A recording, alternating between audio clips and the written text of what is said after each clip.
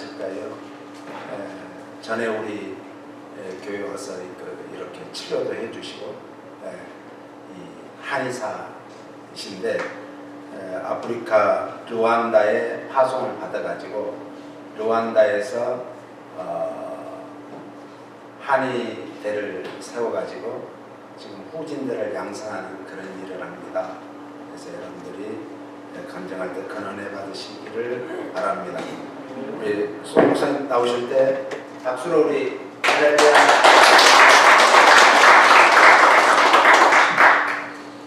할렐루야. 제가 이 자리에 서게 된 것을 정말 하나님께 무한한 영광과 감사를 드립니다. 만약에 제가 아프리카에서 여러분이 기도를 안 해주셨다면 이 자리에 쓸 수 없었던 사람이 저입니다.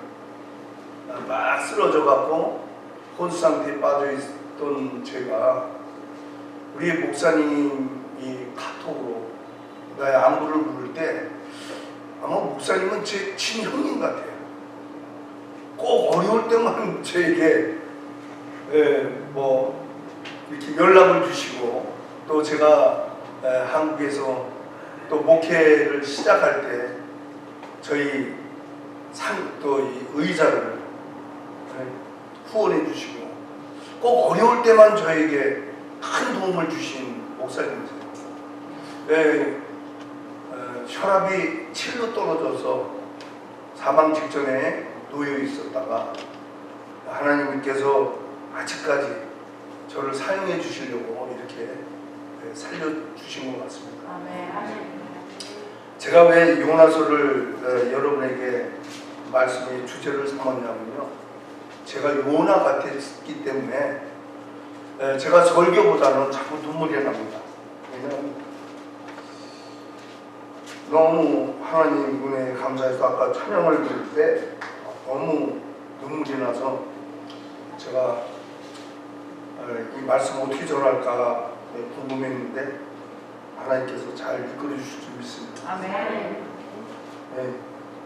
저는요 요나같이 아프리카가 아니라요 캐나다로 가려고 그랬어요. 하나님께서 5년 전부터 저에게 가라 하신 곳이 있었어요. 그것이 바로 아프리카였습니다. 근데 아프리카는 여러분 잘 아시다시피 정말 불모지 같은 땅, 정말 내가 가서는 너무 힘든 땅, 너무 괴롭고 해야 할 일이 많은 땅. 그래서 저는 솔직히 아프리카보다는 캐나다로 가려고 했어요. 그래서 캐나다 가서 또 시험 봐서 한의사증을 따고 한의사에 정착하려고 캐나다에, 그리고 준비를 하고 있는 차에 탄자니아 대학을 설립한 그 총장님이 물어 저를 찾아오신 거예요, 한국에서. 그래서 총장님이 여기를 저를 어떻게 알고 여기를 저를 찾아왔습니까? 그랬더니 누군가가 나를 소개하더랍니다. 그래서 당신이 아프리카를 가야 합니다. 그래서 왜 접니까? 다른 분들도 많고 의사도 많고 여기에 할 일들이 많은 분들이 많은데 왜 굳이 저를 찾아오셨습니까? 6개월을 저를 따라다니는 거예요. 그래서 알겠습니다. 너무 귀찮아갖고 제가 알겠습니다 말만 해놓고 있는데 매일같이 오시는 거예요. 근데 한날 작년 9월인가 저에게 오셔서 비행기표를 끊었다는 거예요. 야, 하나님이 역사를 하면 고기 뱃속에 들어간 요나가 니느웨 성으로 다시 토해질 때 우리가 하고자 하는 우리의 생각과 우리가 계획했던 것들은 아무것도 아닌 하나님이 하고자 하면 꼭 이루시는 분이 하나님이시라는 것을 저는 지금에 와서 깨달았습니다. 왜냐하면 제 비행기표까지 끊어놓은 거예요. 근데 그때가 어느 때입니까? 코로나 때입니다. 코로나가 아주 극성을 부리고 정말 만연할 때 제 아내한테 제가 아프리카 가라고 이렇게 하나님께서 표를 끊어줬다고 했더니 어떻게 얘기했어요? 반대가 이란저란이 아니었습니다. 왜 하필 요때 가느냐? 이 코로나 끝나고도 얼마든지 갈 수 있는데 그것도 아프리카를 간다고? 당신 제정신 아닌 거 아니야? 그러는 거예요. 근데 저한테는 계산이 있었어요. 왜? 비행기 공짜로 타잖아요. 첫째. 뭐 내가 돈을 안 들이고 가니까 그래 뭐 이때 가지 언제 가나 싶어서 허락을 했지만 제 아내는 그의 반대를 했습니다. 근데 저희 아들까지도 아버지 지금은 때가 아니니 잘 생각하셔서 하시라고. 저에게는 참 감사하게도 제 아들이 저에게는 유일한 후원자입니다. 그래서 그 아들이 저에게 어느 나라 가든지 다 비행기 표와 또 거기에 들어가는 비용들을 저희 아들이 다 대줬어요. 참 하나님 감사해요. 자기도 살기가 어려운 판에 제가 하는 사역을 우리 아들이 참 돕는다는 게 저는 너무 감사했어요. 그런데 어느 날 이제 그 우리 이 총장님이 전 요번에 아닌 것 같습니다. 그 표를 부르시고 다음에 가는 거로 하는 게 어떨까요? 했더니 제 아내를 만나겠다는 거예요. 그래서 같이 식사를 하는 중에 딱 한마디 하는 거예요. 하나님의 명령을 거역하면 어떻게 되시는 줄 아시죠? 그 얘기에 제 아내도 아무 말도 못하고 제가 얘기하면 무슨 기도해갖고 응답이 떨어졌냐고 그렇게 얘기할 텐데 이렇게 총장님이 얘기했더니 그냥 수월하게 받아들이더라고요. 그래서 이제 아프리카로 드디어 출발하게 됐습니다. 인천공항에 도착해서 12시에 에티오피아 항공을 딱 타는데요. 13시간밖에 안 걸려요. 지금은. 다이렉트로 갑니다. 공항에 사람이 하나도 없는 거예요. 이야, 이거 무슨 유령 도시도 아니고 그렇게 복잡했던 공항이 사람은 찾아볼래야 볼 수가 없었어요. 거기서 제가 두려움이 갑자기 생기는 거예요. 야, 이런데 이게 내가 과연 이 와중에 가서 코로나 걸리면 어떻게 될까? 그리고 아프리카는 여러분 의료시설이 낙후되어 있습니다.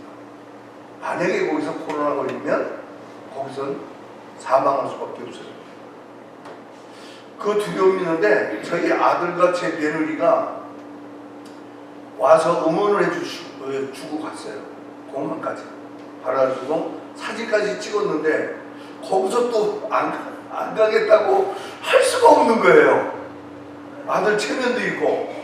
그때부터 저는 불안과 초조와 긴장이 시작되기 시작했습니다. 비행기를 탔는데 요나가 고기 뱃속에 들어간 것 같았어요. 갑자기 숨이 막히는 거예요. 왠지 모르는 불안감과 초조함에 쌓여 있다 보니까 숨을 못 쉬겠는 거예요. 그래서 일어나서 잠 한숨 못 자고 13시간이라는 긴 비행 시간이 저한테는 10년 가는 것 같았어요. 그래서 드디어는 에티오피아 공항에 내리니까 중국 아이들이 모자 쓰고 방역복을 입고 다녀요. 아니 무슨 방역 요원도 아니에요. 난 방역 요원인 줄 알았어요. 근데 중국에서 아마 갈 때 그렇게 입고 가라고 했는지 그런 사람들이 왔다 갔다 하니까 이거 불안한 건 더 심해지는 거예요. 그 다음부터는 사람 오는 것도 제가 꺼려지고 불안해지고 그리고 이제 탄자니아를 가서 탄자니아에서 그 몇 가지 일을 좀 해야 된다고 그 총장님이 그 일을 끝내고 가야 된다는 거예요.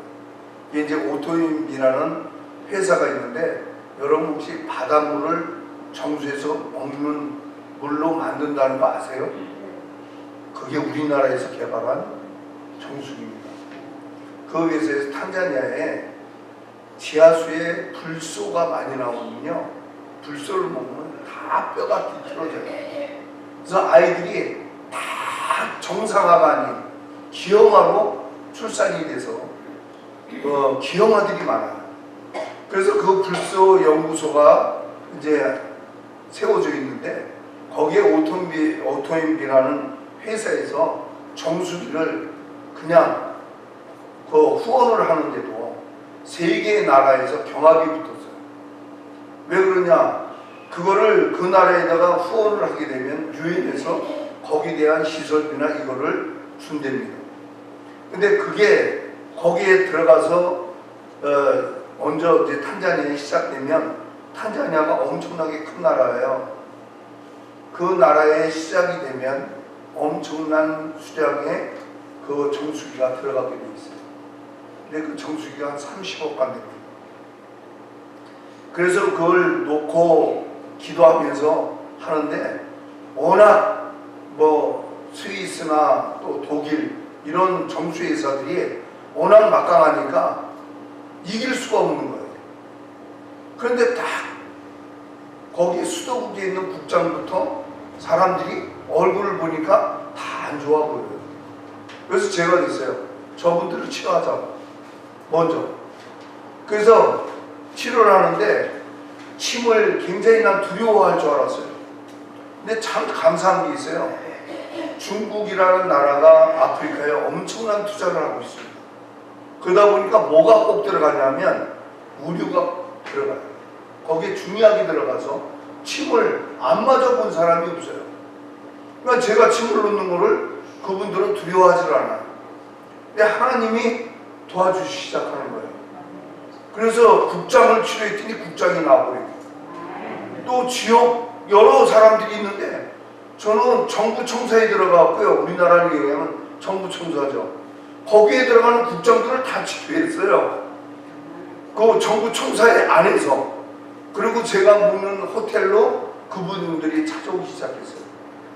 치료를 하고 나니까 갑자기 저희가 제시한 회사의 것들이 안 될 수밖에 없었던 것이 뒤집어져 버렸어요. 그리고 그게 들어간 거예요. 하나님 은혜가 너무 좋은데 저는 너무 불안한 것이 많았어요.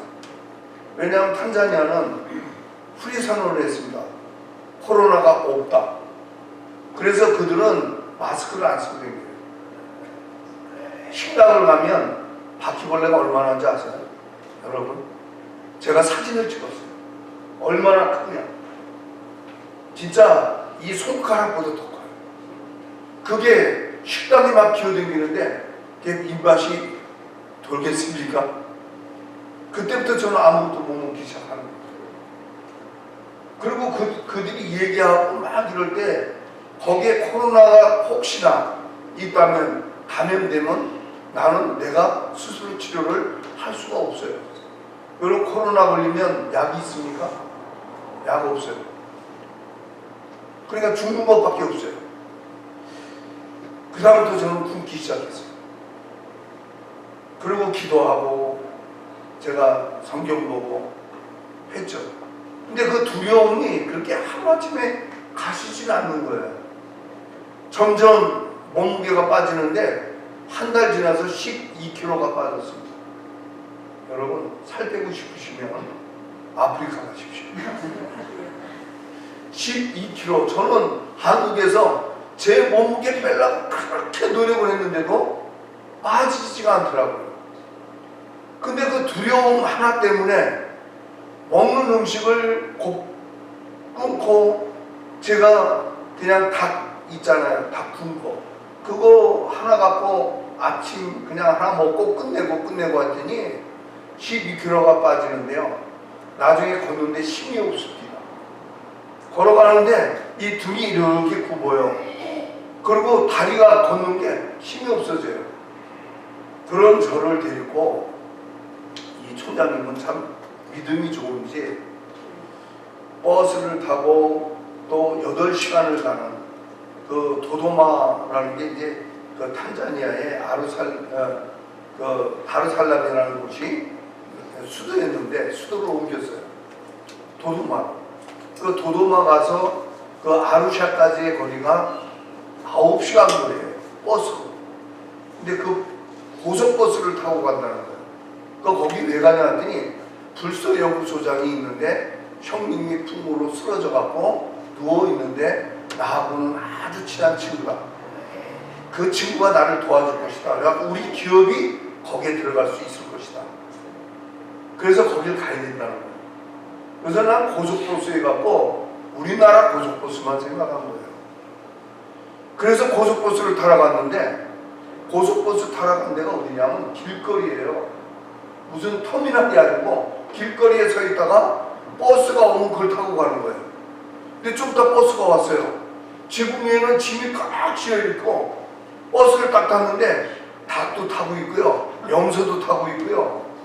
이거는 마스크는 다 안 하고 제가 제일 싫어하는 곳이 거기거든요. 근데 거기에 딱 우리 앉는 자리에 딱 앉았는데 냄새는 아시죠?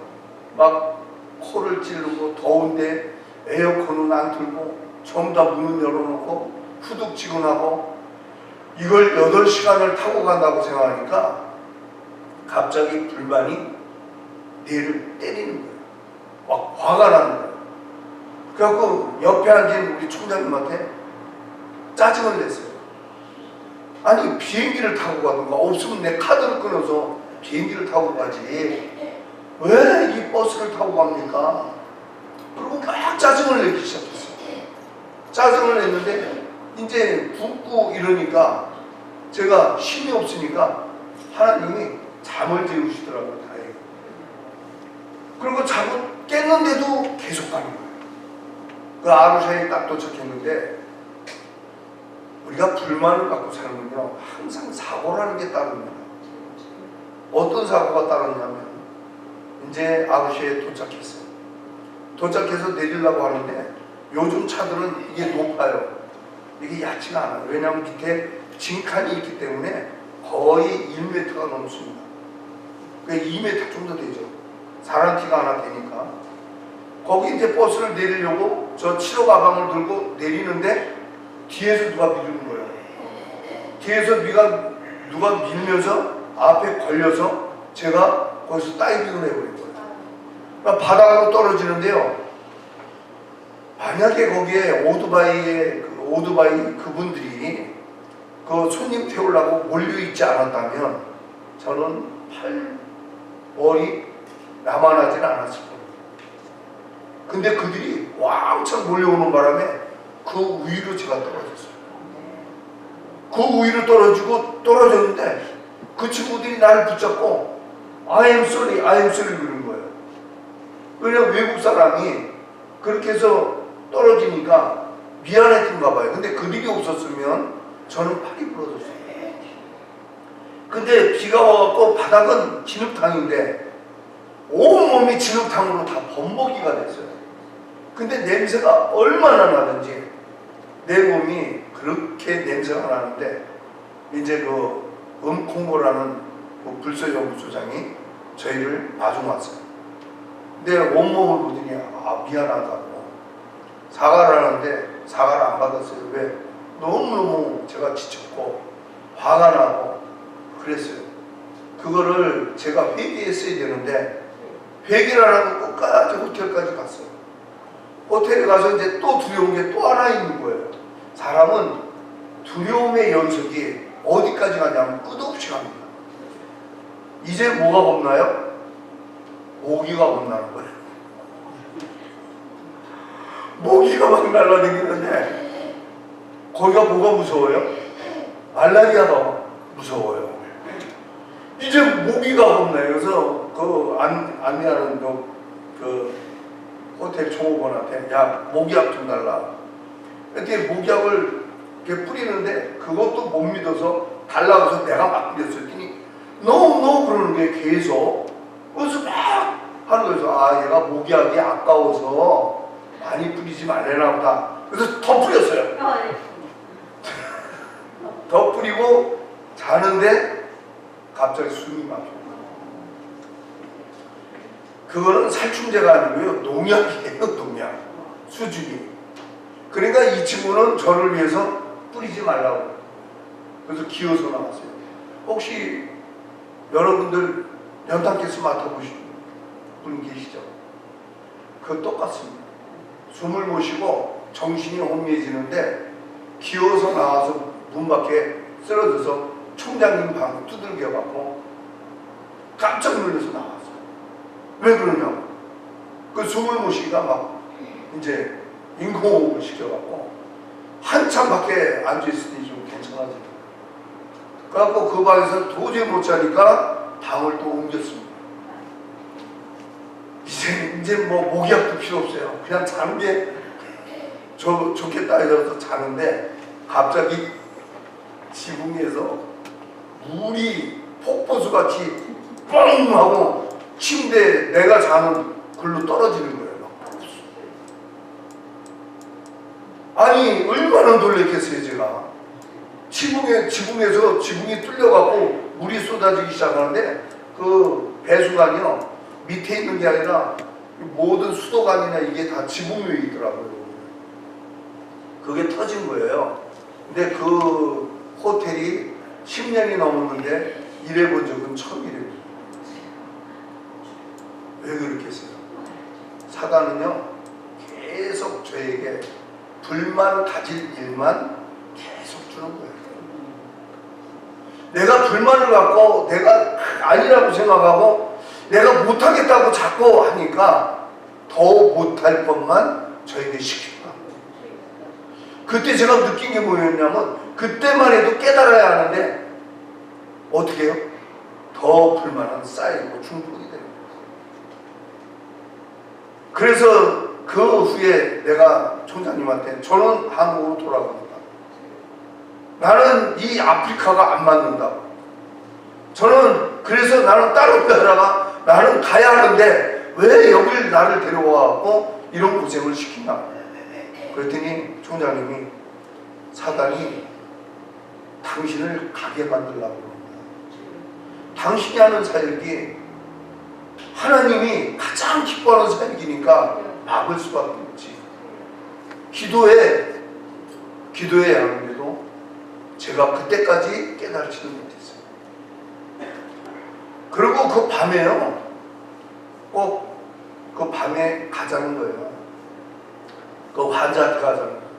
내일 아침에 갑시다. 지금은 내가 자 물배랑 맞았죠. 이 농약 마셨죠. 난 도저히 못합니다. 지금 기다리고 있다는 거예요. 환자를.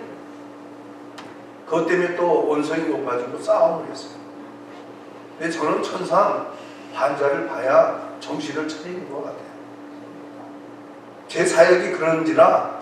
그리고 가기 싫은 거를 또 이끌려서 환자를 만나는 순간 환자가 누워있는데 내 손을 꽉 잡는 거예요.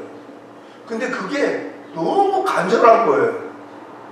그걸 보는데 갑자기 국률한 마음이 내 마음에 쌓이면서 내가 지금 무슨 짓을 했는가를 깨닫게 됐어요.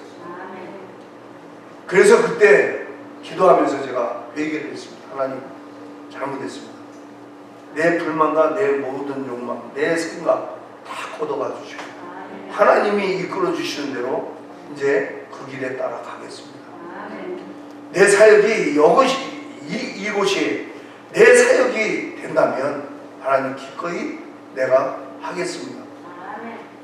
그 기도 끝나고 치료하고 집에 돌아가서 자고 그 다음날 치료를 하는데 갑자기 내 몸이 꼬지기 시작해요. 그 다음에 그분을 치료하는데 일어나서 걸을 것 같더라고요. 도저히 누워서 3년 동안에 굳어있는 그 모든 근육들을 저는 사람으로서는 현대의학으로서는 풀 수 없는 수수께끼예요. 할 수가 없는 일이에요. 저걸 어떻게 일으켜서 세울 수 있겠어요? 이건 하나님밖에 할 수가 없어요. 근데 나에게 능력 주시는 그 하나님께서 나에게 마음을 주시는 거예요. 그래서 3년 동안 정말 열심히 기도했습니다. 그리고 한 날 세웠어요. 그리고 걸으시라고 했어요. 걷기 시작하더니 진짜 그러고 걸을 때 제가 하나님이 계시구나. 하나님이 동행하셨구나. 그리고 내가 지금까지 부인했던 요나 같은 내 마음을 하나님이 어루만져 주셨구나. 그걸 깨달았습니다. 그 다음 저는 정말 열심으로 여기 가라면 아무 소리 안 하고 불만 않고 가서 치료하기 시작했어요. 근데 그 집에 한 아이가 있었어요. 그 아이는 우리가 갈 때마다 문을 열어주는데 나는 일하는 아이인 줄 알았어요.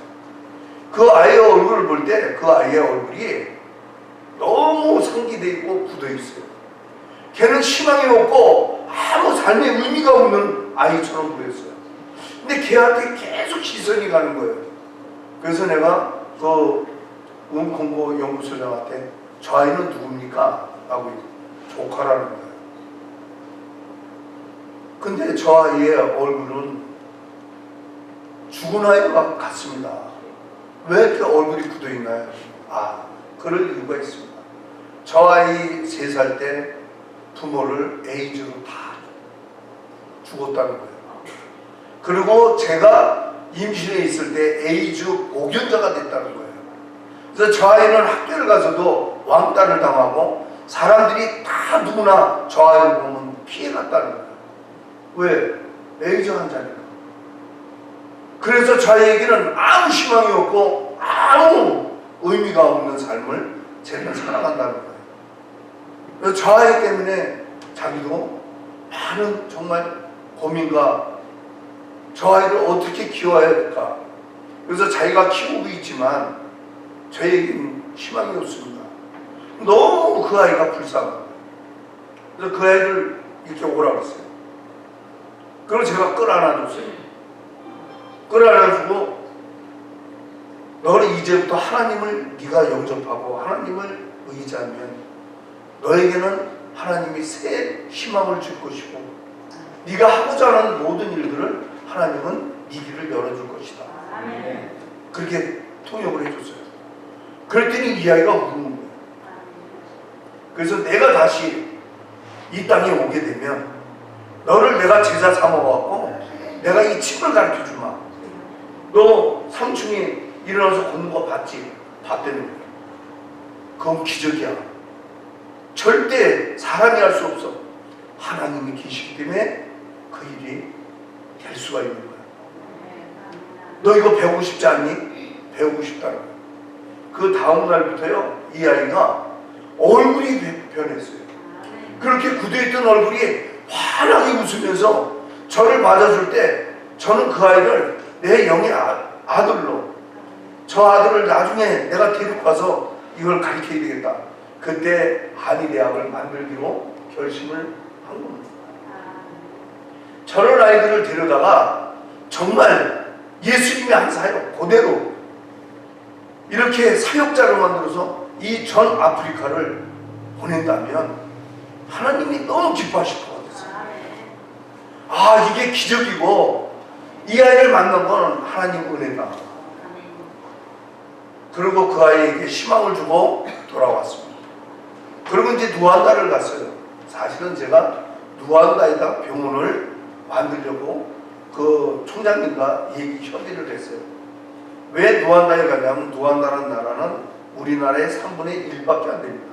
남한의 면적의 3분의 1. 그리고 국민도 3분의 1이에요. 그 나라가 1300만 명이 있을 때 종족 분쟁이 일어나서 100만 명을 죽였어요. 100만 명. 안 놀라시네. 100만 명이면요, 조그만 나라에 기체가 널려 있는 거예요. 그래서 유엔이 가서 중재를 하고 그 나라가 엄청난 혼돈 속에 빠져 있을 때 박정희 대통령 같은 사람이 하나가 그 반군으로 그 개혁을 해서 그 혁명을 일으켜서 그 나라를 다시 세운 사람이 있어요. 지금 현 대통령이고, 그 대통령이요, 이렇게 살면 안 된다. 종족 간의 분쟁이 일어나는 것은 인종차별의 문제가 있다. 그래서 너는 무슨 민족, 너는 무슨 민족을 없애야 된다. 그래서 법으로 지정을 해버렸어요. 그래서 거기서는 인종차별하면 제일 무서운 법으로 거기는 형벌을 받습니다. 그 다음에 법을 정하자. 법을 정해서 법 테두리 안에서 우리는 살아야 한다. 그래서 그 나라는 부조리가 단 1%도 없어요. 거기는 부조리가 없어요. 그리고 각 마을 1km 지점마다 산 꼭대기에도 경찰과 군인이 다 지켜요. 그래서 그 나라는요, 안전지대, 아프리카에서 가장 안전한 지대가 루안다입니다. 그리고 교육에 신경을 쓰자.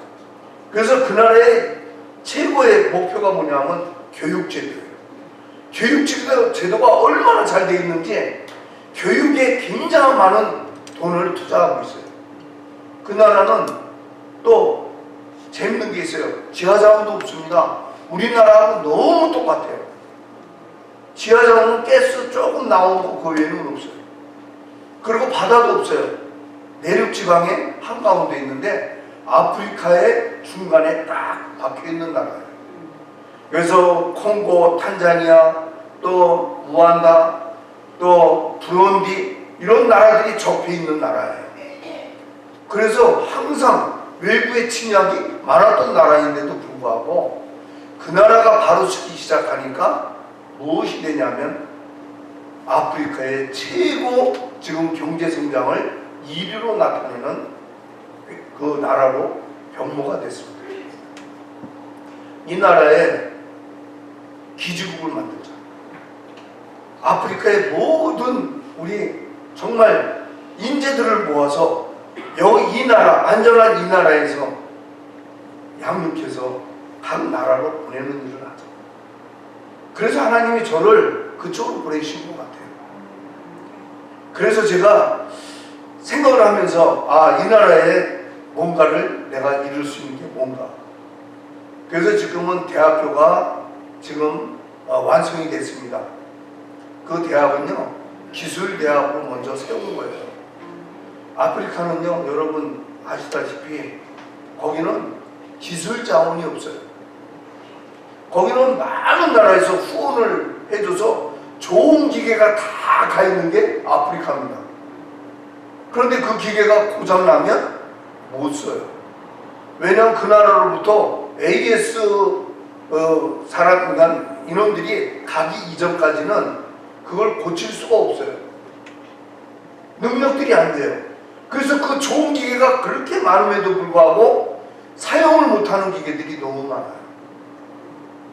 그래서 우리 이 총장님하고 상의한 끝에 한 교회에 순복음 교회인데 그 루안다의 순복음 교회인데 한국 교회가 아닙니다. 원주민이 만든 교회예요. 그 교회에 신학교를 만들려고 이렇게 뼈대만 세우는 거를 저희한테 사용하게 해주셔서 우리가 그럼 거기에다가 투자를 해서 학교를 지금 지어놨어요. 근데 지금 한국은 대학교들이 다 지금 문을 닫고 있어요. 지금 코로나로 되다 보니까 전문 대학들은 다 지금 문을 닫고 있고 교육에 지금 문제점들이 많이 지금 노출되고 있습니다. 그 덕분에 저희는 너무 감사한 게 그 학교의 기자재들을 다 후원을 받아갖고요. 후원이 넘쳐요. 그래서 그 학교에 교실에 필요한 것들을 다 벌써 15컨테이너를 보내갖고 나눠줄 정도, 다른 대학에 나눠줄 정도로 그렇게 후하게 그런 걸 갖다가 지금 했어요.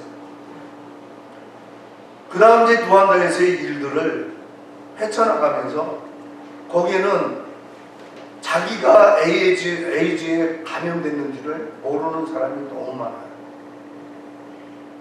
왜 그러냐면 애를 낳다가 피가 부족하니까 수혈을 받고 에이즈가 걸렸어요. 그리고 배가 남산만 해갖고 나는 임신을 했는 줄 알았어요. 우리 대학에서 일을 하는 여자분인데 26밖에 안 먹은 여자분이에요. 그분이 막 부르는데 너무 힘들어하는 거예요. 근데 내가 가만히 이렇게 보고 있었는데 야, 임신을 해서 저렇게 아픈데 그래서 오라 그러라고 했어요. 그래서 진단을 해봤어요. 근데 맥이 안 튀어요. 이 임신을 하게 되면 쌍맥이 틉니다. 그래서 물어봤을 때 아기가 없대요. 배가 언제부턴가 이렇게 나왔다는 거예요. 그러면서 자기는 에이즈 복인 줄 알아요. 왜 에이즈 복인 줄 알아면 자기 애를 낳으면서 피가 부족해서 피를 수혈받았는데 그 피로 인해서 자기가 에이즈 복인자가 됐대요. 그래 교육이 얼마나 필요한지를 새삼 느끼게 하는 제목입니다. 그래서 제가 그를 배를 만져보니까 배가 딱딱히 굳어있어요. 그건 암덩어리가 꽉 찬 거예요. 아마 제가 그래서 거기에 있는 현지의 목사님들, 원로 목사님들을 오시라고 해서 기도를 해주자고 했어요. 그래서 대학 사무실에서 기도를 하기 시작했어요. 아주 뜨겁게 기도를 해줬어요. 왜냐하면 그 암덩어리가 다 떠나가고 정말 그분이 에이즈가 다 날 수 있을 수 있도록 기도해달라고. 왜? 내가 다음에 갔을 때 그 여인은 내가 볼 수 없는 사람으로 이제 죽음을 맞이할 수밖에 없는 분이기 때문에 저는 그걸 내가 보고 있는 마음이 너무 아팠던 거예요. 아프리카가 그런 것입니다. 아프리카의 이런 것을 제가 볼 때마다 아, 하나님이 왜 나를 그쪽으로 보내야 되는지 이제 알기 시작했어요. 그런데 이미 몸이 너무 다 제가 힘이 빠지고 이제 탈수가 돼서 갑자기 한 그 분의 어머니가 간경화로 이제 죽기 직전에 노인분이 계시는데 거기를 치료를 좀 하러 가자는 거예요. 가면서 나는 다른 목적이 뭐가 있겠습니까? 그분을 전도하는 목적밖에 없잖아요. 아프리카는요, 여러분, 지금 성령의 운동이 지금 바람이 불고 있어요. 기독교 인구가 엄청나게 지금 늘어나고 있어요. 그래서 여러분들이 지금 아프리카를 놓고 진짜 기도할 때가 지금입니다. 그래서 저는 갔어요. 가갖고 치료하는데 갑자기 막 몸이 막 이 밑으로 빠져 내려가는 그런 걸 느꼈어요. 몸이 이상하다. 그래서 제가 같이 간 우리 그 동료한테 내가 몸이 너무 지금 이상하다. 병원으로 좀 날 데리고 가면 안 되겠다. 그러니까 제가 그래도 의학 공부를 했기 때문에 저를 제가 안 거죠. 만약에 그때 그냥 놔뒀다면 저는 여러분과 이렇게 만날 수 있는 정도가 안 됐을 겁니다. 그리고 저를 갑자기 차에 싣고 가는데 갑자기 혼수 상태로 빠지는 거예요. 그리고 막 토하기 시작하는데 먹은 게 없으니까 거품만 나오니까 놀란 거죠. 그래서 병원에 도착해서 급하게 이제 응급실로 들어갔는데 응급실에서는 가망이 없다라고 판정을 내렸다고 합니다. 왜냐하면 혈압이 7로 떨어졌기 때문에 6이면 사망이에요. 그래서 뚜두두두가 띡 하면 그냥 죽는 거예요. 그래서 닌게르를 그 자리에서 8병을 맞았다. 수도꼭지 틀어놓듯이 온몸이 시커매지기 시작했나봐요. 그걸 사진을 찍어놨더라고요. 그래서 제가 보면서 이렇게 죽음 가운데서도 하나님은 나를 살리셨구나. 왜? 내가 아직 할 일이 있고 이 아프리카의 복음이 꼭 필요하기에 그들의 아픔과 고통을 하나님께서 보시고 그 기도를 들어주셨기 때문에 그래서 나는 이곳에서 내가 태어났기 때문에 다시 이곳으로 가야 되겠다. 그리고 이제 저희 아들한테 이미 이제 저는 콤마에 빠졌기 때문에 이제 집에 연락을 했던가 봐요. 그러니까 우리 집사람도 그렇고 아들도 그렇고 굉장히 놀라서 어떻게 하나 이제 우리 아들이 비행기 표를 막 끊고 있는 차에 그 병원이 갑자기 기도원이 됐어요. 그 원주민 마을에 있는 모든 목사님들이 와서 중보 기도를 했어요. 근데 제가 느끼는 게 뭔지 아십니까? 저는 콤마에 빠졌어도요 기도 소리가 들렸어요. 여러분들이 기도하는 기도 소리가 들렸고요. 또 밖에서 기도하는 기도 소리가 들리더라고요. 그래서 제가 깨어나서 그 모든 목사님들이 저에게 기도를 하는 거예요. 그리고 제가 회복되기 시작했습니다. 근데 너무 제가 탈진들이 있기 때문에 급히 한국으로 가지 않으면 제가 회복되기가 힘들다고 의사가 얘기해서 두 사람이 저와 함께 한국으로 급히 돌아왔어요. 그때 우리 목사님이 빨리 한국으로 가라. 우리 박형호 목사님이 저를 위해서 얼마나 기도해 주신지 몰라요. 전 너무너무 감사하더라고요. 그래서 제가 그 카톡으로 계속 목사님 너무 감사합니다. 제 목사님 기도 아니었다면 제가 이 사명 감당 못하고 아마 이곳에서 정말 내 삶을 마쳤을지 모르겠습니다. 남들은 저에게 뭐 순교했으니 얼마나 좋겠냐고 하겠지만 하나님은 감당할 만큼만 주시고 사역을 주시는 그 사명을 감당을 못했을 때는 하나님 앞에 갔을 때 내가 어떻게 하나님을 뵐 수가 있을까? 그래, 이제는 열심히 하다가 이렇게 하나님 부를 때 내가 가는 것이 그게 도리겠구나. 그래서 저는 요나를 제가 항상 존경하게 됐어요. 그전에는 뭐 바울이 나에게는 희망이었고 그분이 나에게는 주도적인 내 믿음의 선지자로 받았지만 이제는 요나가 저에게는 정말 지녀야 할 사명의 선지자다. 그걸 느꼈습니다. 사랑하는 여러분, 내 주위에 얼마나 어렵고 힘든 사람이 많은가요? 저는 말씀보다도 왜 간증을 여러분에게 해준 이유가 뭔지 아십니까? 죽음 여러분 앞에 놓여 있을 때 내일 당장 여러분 하나님께서 부를 때 여러분 무엇 했다고 자신 있게 얘기할 수 있나요? 저는요 그 죽음 가운데서도 제가 깨달은 게 하나 있어요. 정말 우리가 말씀으로만 헛되더라는 그 말씀이 나에게 너무 다가왔어요. 세상에 아무것도 필요 없는 거예요. 재산, 부귀, 영화, 여러분 그것이 나에게 뭔 소용이 있나요? 죽음 앞에서는 하나님이 부를 때는 아무것도 나에게 필요 없는 거예요. 전 그 다음부터 내 모든 거 다 내려놓기 시작했어요. 이제 내 영혼까지도 하나님이 만져주시기 때문에 두려움이 무엇이 있겠는가. 저 여기 오기 전에 베가스에 갔습니다. 라스베가스에서 오라에서 그 교회에서 저를 초청했어요. 근데 다들 가지 말래요. 거기는 코로나 때문에 두렵고 떨리는 곳이라고. 그래서 제가 웃었어요. 저는요 아프리카 루안다 또 탄자니아, 근데 탄자니아 대통령이 코로나로 죽은 거 아세요? 탄자니아 대통령이 후리 선언을 한 사람이에요. 그 후리 선언을 한 분이 뭐로 죽었냐? 코로나로 대통령 된 지 1년도 안 돼서 코로나로 죽었습니다.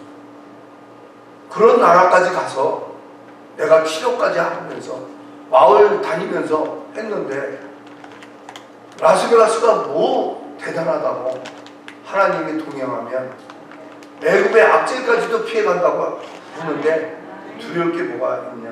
갔어요. 가서 많은 영혼들을 치료하면서 한 또 부부를 만나게 됐어요. 저는 그런 분들이 저에게 너무 귀중한 거예요.